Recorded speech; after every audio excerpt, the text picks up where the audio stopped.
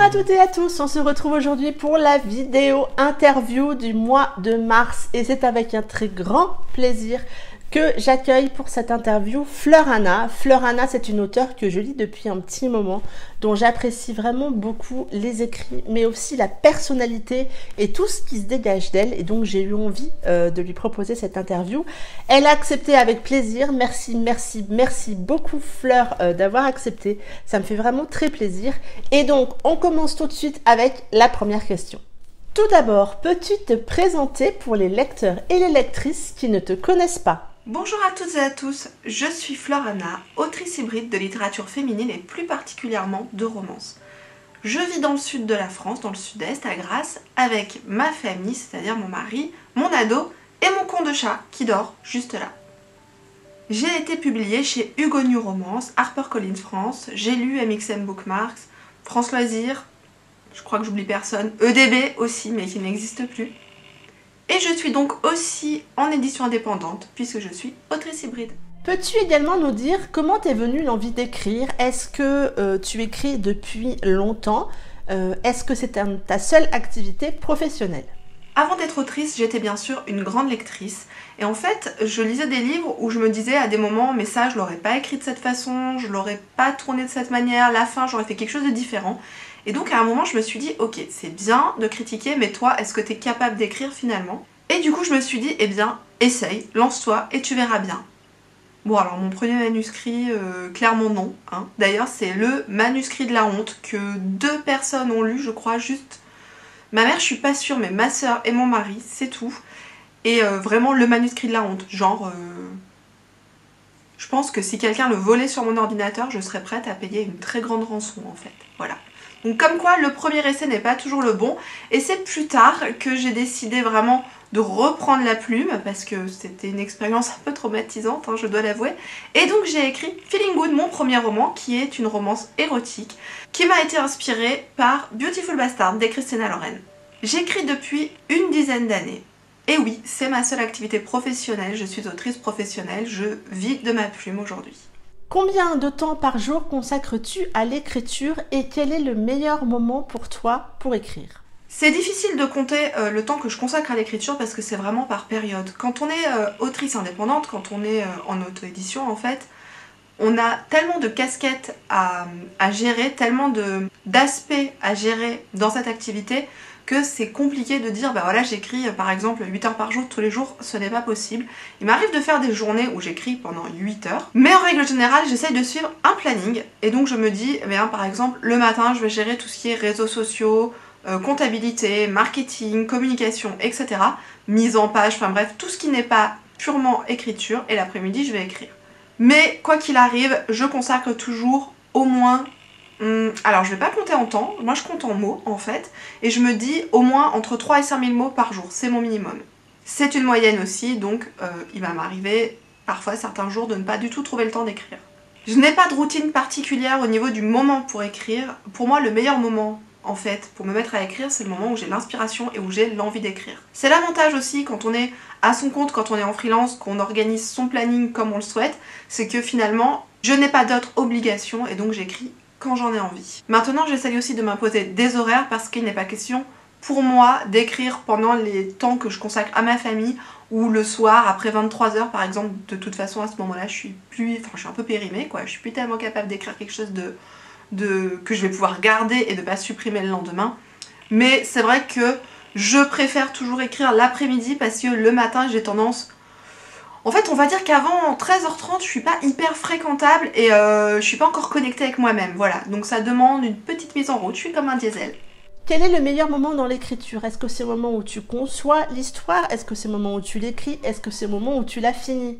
En ce qui me concerne, le meilleur moment, c'est celui dans lequel je suis. Oui, alors c'est un peu facile comme réponse parce que du coup ça m'évite de choisir, mais j'aime tout autant toute la phase de recherche qui...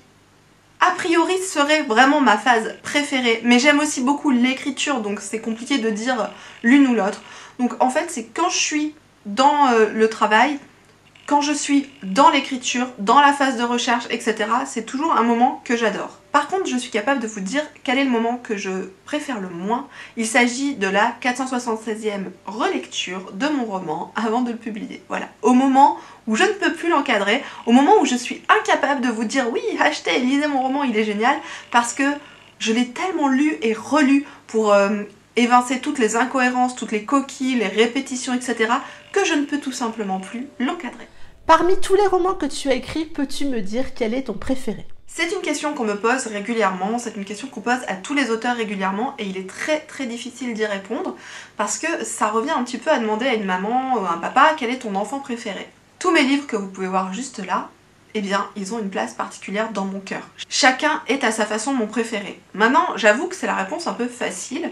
Et il y a aussi l'autre version de dire c'est le livre que je n'ai pas encore écrit ou que je suis en train d'écrire. Voilà, donc ça c'est la réponse facile. Maintenant j'ai décidé pour cette vidéo, pour cette interview, d'aller du côté moins facile et de vraiment faire un choix. Donc tous les autres, s'il vous plaît, ne m'en voulez pas, mais je vais arrêter mon choix sur On comptera les étoiles, qui est donc mon premier young adult, qui a été publié chez J'ai lu l'an dernier, et qui est vraiment, il a une place toute particulière dans mon cœur d'autrice, parce que j'y aborde un sujet qui me tient vraiment à cœur. J'y mets beaucoup de mes valeurs, j'y mets un message qui est important à mon avis de faire passer. Je ne peux pas trop vous en dire parce que sinon je vais vous spoiler l'histoire, mais il y a beaucoup de moi et il y a beaucoup de toutes les femmes en fait dans ce roman. Dans Amélia, il y a, je pense, beaucoup de toutes les femmes. Et donc il y a aussi des passages où je parle de ma famille indirectement.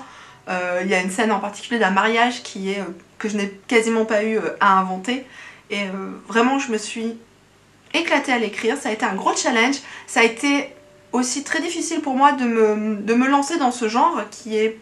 Le young adult c'est quand même vachement plus... comment dire, il y a une petite dimension quand même éducative, pédagogique avec le young adult parce qu'on ne s'adresse pas que à des adultes mais par définition aussi à des adolescents et voilà, ça m'a mis la pression. Et c'est aussi le premier roman que ma fille peut lire, donc c'est cool. C'est aussi pour ça qu'il est particulier pour moi, c'est parce que non seulement, voilà, pour tout ce que j'ai dit, il est important, mais aussi ma fille a enfin pu lire un de mes romans parce qu'il est bien entendu, elle a 14 ans, il est bien entendu que tous les romans érotiques que j'ai écrits ou qui comportent des scènes de sexe, etc., je n'allais pas les lui faire lire, hein, n'est-ce pas? Peux-tu nous parler plus précisément de tes 2 dernières sorties? Donc l'avant-dernière sortie, il s'agit de Blade, qui est le tome 1 de la série Phoenix Ashes, qui est une série de romance MC, donc une romance qui se déroule dans le milieu des bikers. Donc pour vous faire une petite analogie, on va penser aux Hell Swordsman, on va penser au livre de Tilly Cole. Pour ma part, ma série préférée, ça va être la série des Aces Motorcycle, je crois que c'est le titre, Aces Motorcycle, qui est de Nicole Jacqueline, en fait je ne sais pas comment on prononce son nom, je ne devrais pas prononcer son nom, j'ai le bouquin quelque part par là mais j'ai un peu la flemme d'aller le chercher, donc on va s'en tenir à Blade. Et donc l'histoire, on va suivre Anna qui est donc la fille d'un président de club. Pour les personnes qui ne connaissent pas le milieu des romances MC, ça va peut-être vous sembler un petit peu obscur avec les termes que j'emploie, mais pensez aussi à Sons of Anarchy, voilà j'ai oublié de le citer alors que bien sûr c'est une évidence. Et donc Anna, c'est la fille d'un président de club, pas des Phoenix Ashes, hein, pas ceux qu'on suit. Et donc elle est amoureuse depuis toujours de Blade, qui est lui en contrepartie dans un autre club, qui est sergent d'armes dans un autre club. Et donc les circonstances, que je ne vous dévoile pas parce qu'il faut les découvrir par vous-même, vont faire qu'ils vont se retrouver à un moment donné à cohabiter. Et bien sûr, on est dans une romance, donc à tomber amoureux, hein, pas de spoiler ici. Et donc ce roman a été... ça me fait plaisir d'en parler du coup, puisqu'il fait partie de mes dernières sorties, voilà, je réponds bien à la question, mais ça me permet aussi de dire que ça a été aussi un challenge pour moi. Parce que jusqu'à présent, la plupart de mes romans, c'est des romances contemporaines réalistes, qui pourraient arriver à tout le monde, ça peut vous arriver à vous, à votre voisin, voilà, c'est... Là, on part vraiment dans un genre qui demande à aller dans le drama, à aller dans quelque chose qui est plus du tout réaliste en fin de compte. Et je ne savais pas si j'étais capable de le faire. Et a priori, j'ai envie de dire que j'ai réussi puisque le bouquin est là. Pour savoir si l'essai est transformé, c'est à vous bien sûr d'en juger. Donc il s'agit du tome 1. D'ailleurs, je peux vous montrer aussi. C'est pratique d'avoir tout sous la main. Enfin, presque tout, Fleur, puisque... Ah oui, voilà. Il est là. Je vais y arriver, ne perdez pas espoir. Je vous montre aussi le tome 0,5 qui est une sorte de préquel, oui et non, puisque ça ne se passe pas avec les mêmes personnages que dans Blade. Là on est à 25 ans plus tôt, quasiment à la création du club, et on est avec Elena et Priest, qui sont des personnages secondaires de ce tome, qui sont en fait les parents de Blade. Elena est donc une novella que je vous offre en numérique si vous rejoignez mes lectrices VIP. Donc ça, je laisse le choix à Mumu de vous mettre un lien ou pas en barre d'infos. En tout cas, sachez que cette histoire peut être lue complètement indépendamment de celle-ci et elle peut quand même vous donner une idée de si l'univers va vous plaire ou non. Blade était donc mon avant-dernière sortie avec Elena et ma dernière sortie est Elisa Nox, le tome 1, Veuillez rendre l'âme, qui est le tome 1 d'une trilogie d'Urban Fantasy. Donc je n'ai pas encore mes exemplaires définitifs, c'est pour ça qu'il y a la barre toute moche là d'Amazon, mais ben voilà, c'est déjà cool de pouvoir vous montrer ça. J'aime beaucoup la couverture qui a été réalisée par Erika Petit. Voilà, donc Jacinthe Canet m'a aidé aussi à l'optimiser. Amélie Séastier m'a aussi aidé pour arriver à ce look final. Et puis voilà, je me suis bien amusée à l'écrire déjà. Et à faire aussi une mise en page un peu sympathique.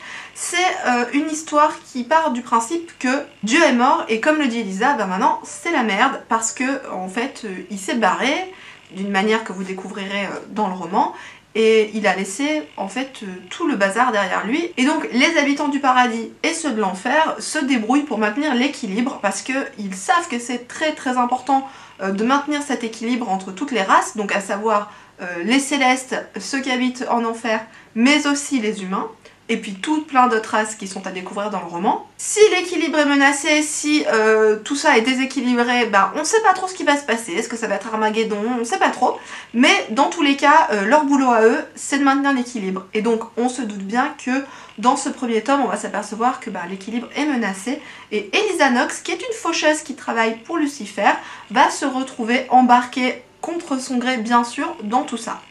Donc l'urban fantasy c'est un genre que peut-être vous ne connaissez pas. Je pense par exemple à des séries comme Charlie Davidson, Chasseuse de la nuit, je pense à Kate Daniels bien sûr qui est personnellement ma série d'urban fantasy préférée. Easy Heaven aussi d'Oren Miller qui m'a d'ailleurs beaucoup aidé dans l'écriture de ce roman.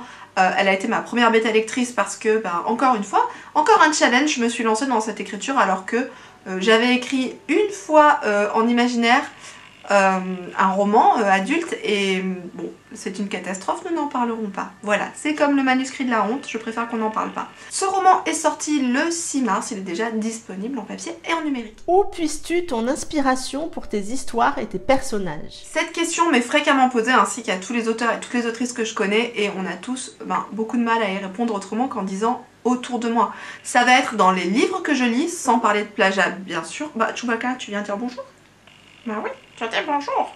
Bonjour tout le monde. Dans les livres que je lis donc, dans les films que je regarde, les séries, ça va être dans des choses qui peuvent se passer autour de moi, notamment par exemple dans le tome 1 de Follow Me, c'est très très inspiré de mon histoire personnelle. Voilà, donc en fait je suis en train de vous dire que les auteurs n'ont pas d'imagination, tout simplement. Non mais très sérieusement, on puise l'inspiration autour de nous. Ça va être un fait divers, ça va être une chanson, ça peut être n'importe quoi. Et après, l'esprit s'emballe et développe une histoire, et puis on brode autour. Alors on essaye de broder et que ce soit intéressant, bien sûr, parce que le but n'est pas juste de broder comme ça pour remplir les blancs, mais voilà. Ça va, tu t'installes sinon, Chewbacca? Ou pas? Ouais, il s'installe, je pense. As-tu encore le temps de lire? Quel genre de lectrice es-tu? Quel est le genre de prédilection vers lequel tu vas facilement? Oui, j'ai heureusement encore le temps de lire, tout simplement parce que je prends le temps de lire, c'est hyper important.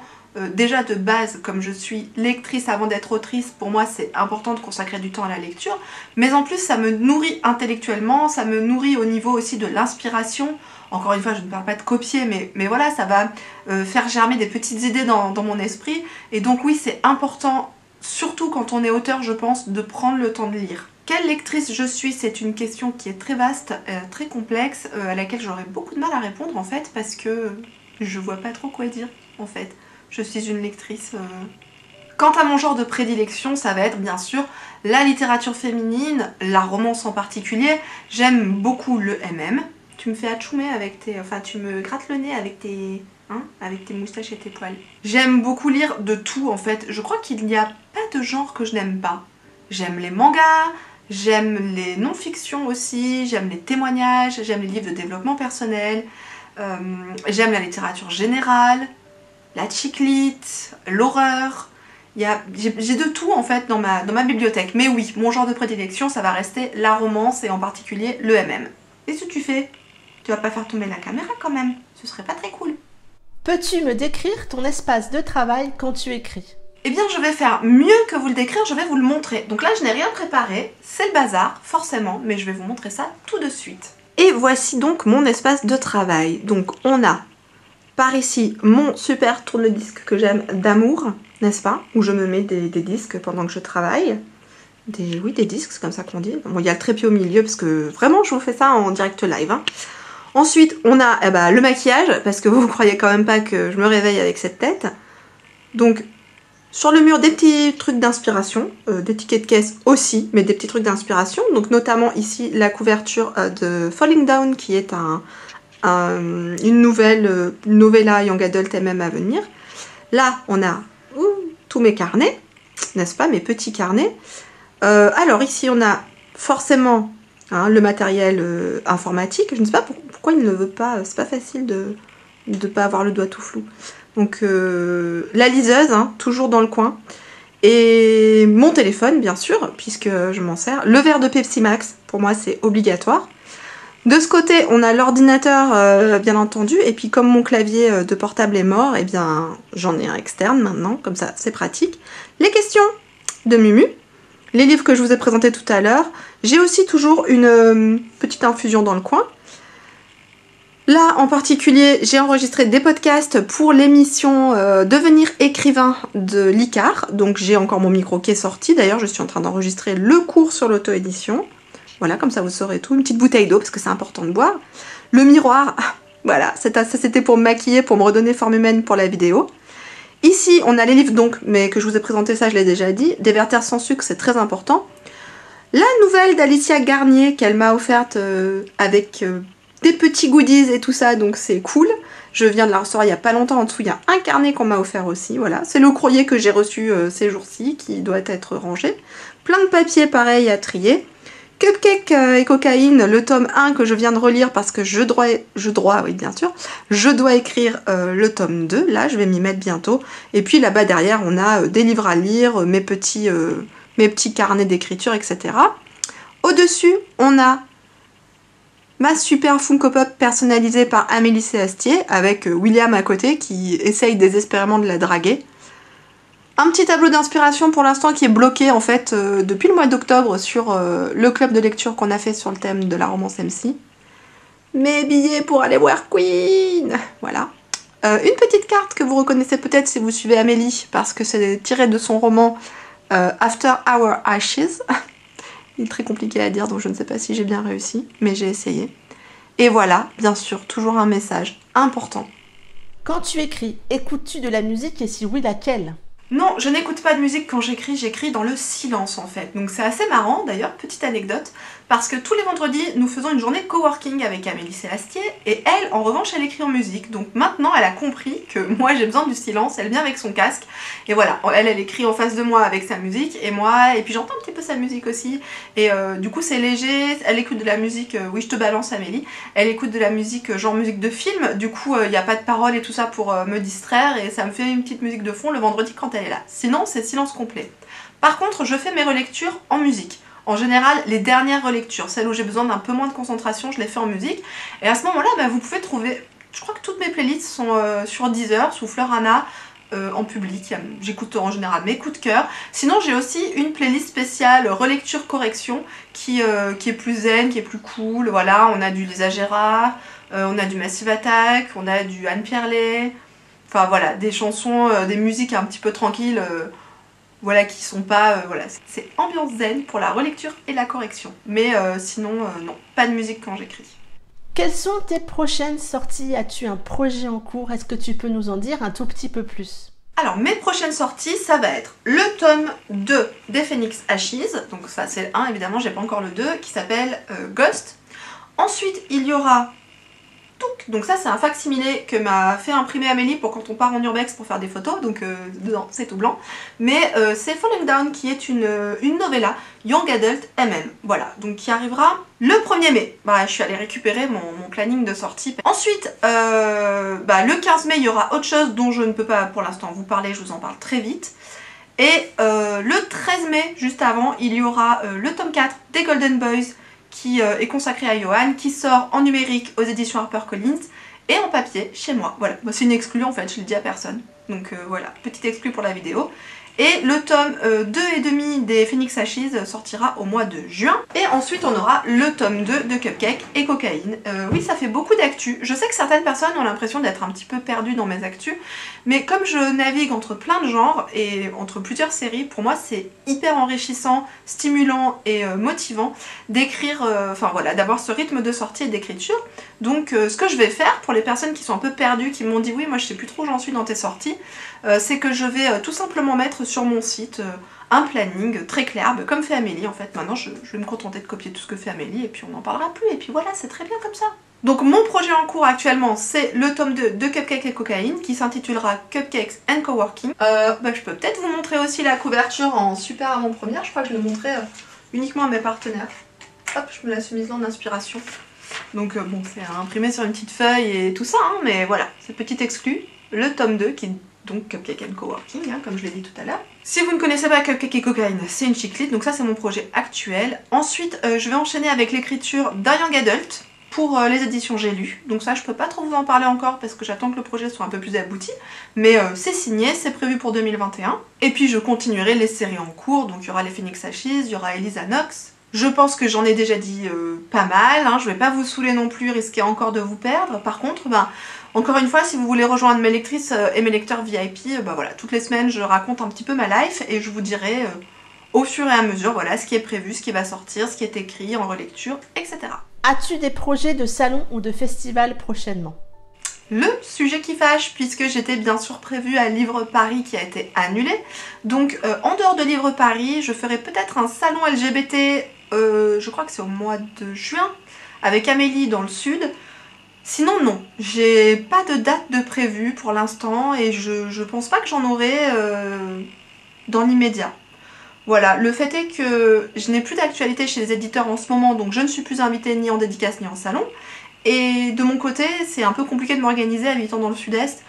Il faut que ça vaille le coût, et je parle bien du coût financier, hein, désolée, c'est bassement matériel, mais je ne peux pas non plus me déplacer à perte.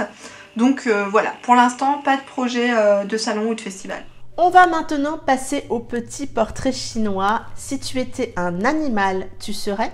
Si j'étais un animal, je serais un chat, bien sûr, parce que quand je vois mon chat qui glande toute la journée, qui s'occupe de manger, dormir, se laver, de temps en temps aller à la litière, voilà, venir réclamer des câlins comme vous l'avez vu tout à l'heure, je me dis c'est plutôt le bon plan quand même d'être un chat. Si tu étais une chanson, tu serais? Si j'étais une chanson, je serais, eh bien, n'importe quelle chanson de Queen ou de Muse, au choix. Voilà, je ne peux pas, je suis désolée, je ne peux pas réduire à une seule chanson.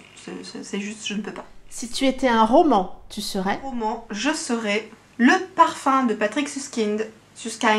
Encore une fois, je ne sais pas pourquoi je prends la peine de prononcer le nom des auteurs que je ne sais pas prononcer. Si tu étais un dessert, tu serais?